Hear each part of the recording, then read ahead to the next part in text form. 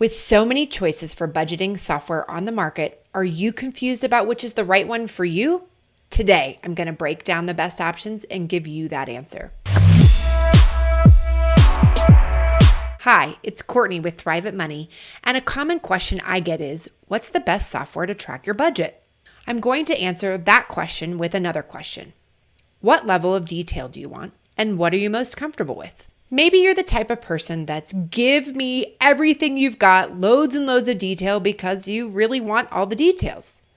You could be more of a middle of the road person and want something more manageable. Or maybe you just want the summary or top level of data.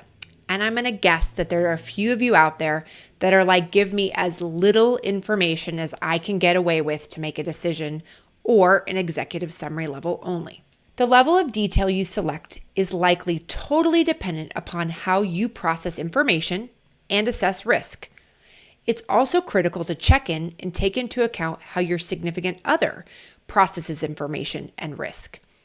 This potential misalignment could be a big reason why you don't see eye to eye with your partner on money. Now that you've decided where on the detail scale you are most comfortable, I want to remind you, when you are just starting out, getting through the nitty-gritty details of your budget is really important. You need to know where you stand without the information lurking in those deep, dark corners. I know that facing it can feel a little like facing a vivid nightmare, but I promise when you bring daylight to the information and issues, it has the power to fix them. Getting into the different software options, I'm going to start with my favorite and most comprehensive budgeting program, YNAB, or You Need a Budget. This program allows me to take my detailed information and roll it up or easily dig into the details depending on what I'm working on. I've used this program personally for over a decade, and what I love about it is that I can hit my budget in two distinct stages. The first is reconciling my accounts. This is where I go to the details of each transaction and make sure that my YNAB accounts match my bank accounts. Now, those afraid of the details know that this can be done with automatic imports. Or if it suits you better, you can easily manually update or mix and match the methods. Then for the second stage, I review my budget and assess where I'm at and where I'm headed. One thing I'm really striving for is to be less reactive and more proactive in my budget. YNAB becomes my secret weapon in this fight too with its mobile app. When I'm at the store, I can make real-time decisions about purchases right from my phone and update expenses live.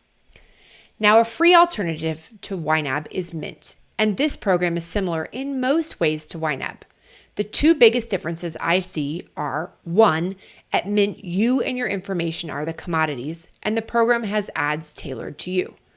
For some of you, this may be a complete deal breaker, and for others, it just might not matter. The second difference I see is that the philosophy and guidance on getting ahead in your budget is just not built into Mint like it is YNAB. A con of both of these programs is that they don't really work without the details. So coming back to your assessment from earlier in this video, these programs may or may not meet your needs. There are different ways around this and ways to simplify your budget, but if you don't want all that information or just won't keep up with that level of detail over the long term, I have another solution for you. The next program I want to talk about is one of the cheapest and simplest ways to create a budget. You might have guessed it, it's a spreadsheet. You can use Excel, numbers, or a free version like Google Sheets. All of them really work in the same way. The trick with a spreadsheet is that you have to create your own format and manually update your numbers. To get started, you can search for budget templates and get some ideas of where to start.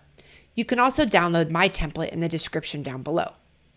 The basic principle is that you list out all of your income and all of your expenses. For your expenses, list out all of your monthly and those irregular costs, those things that hit maybe once or twice a year, like your car registration. Then subtract out your expenses from your income, and you'll get what's called your net income. This will provide you with an overview of what's happening in your financial life.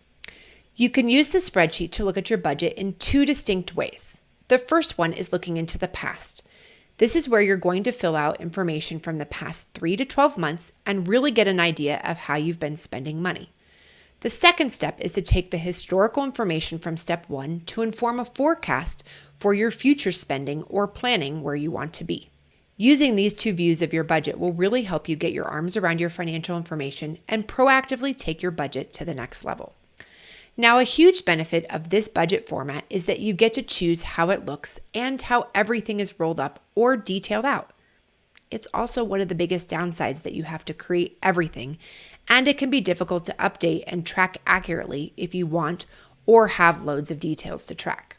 I find spreadsheets are best left for high-level analysis, including long-term planning where you need to compare different options and scenarios. Overall, a spreadsheet is also my favorite starting point for people just beginning on their financial awareness journey because you don't have to know how to run a complex or fancy program. You can just start with a list of income and expenses, do the addition and subtraction, and find out where you are. Awareness is really the key at this stage. Another option I want to introduce you to is an interesting program that marries a more dated and simplified technique called the envelope system with an electronic debit card. This software, which is interestingly a bank, is called Qube Money. With this software, the basic budgeting principles still apply. But instead of budget categories, line items, or envelopes, you're creating a cube. When you go to spend at a store, you have to open the cube you want to pull from, and it sends that amount to your debit card so you can pay, and returns the remainder to your cube once the transaction is complete. What's amazing about this is that you cannot overspend without an action or a decision, making the reactive nature of budgeting a thing of the past. A con with this app is that if you use credit cards for points or other benefits, your main spending is done on the Qube debit card, and you lose this benefit. But maybe not overspending will allow you to take the vacation you've been saving all those points for. A pro with this software is that if you're trying to get control of your money but hate carrying cash, this is an amazing modern spin on the envelope system. There are, of course, many more budgeting applications out there. The key is to match the level of detail you need and want in the software so that you will track the budget for the long term. When you're beginning your financial journey, you're going to be deep in the details and you're going to want to track things on a very regular basis. This is going to help you get control of your budget, know where you're spending, not guesstimating, and drive your financial journey down the right road to meet your goals. As you mature in getting control of your finances, looking at the summary or trends of your information will be what's most pertinent. At all stages, remember to keep it simple so that you will check in on a regular basis. So to reiterate, the secret to getting control of your financial life is maintaining your budget on a regular basis. So no matter which is the right piece of software for you, check in regularly so you can course correct to get where you want to be. If you need more support in creating and updating your budget, the links to the programs and resources we discussed today are in the description below. Thanks for joining me, and I look forward to seeing you in the next video.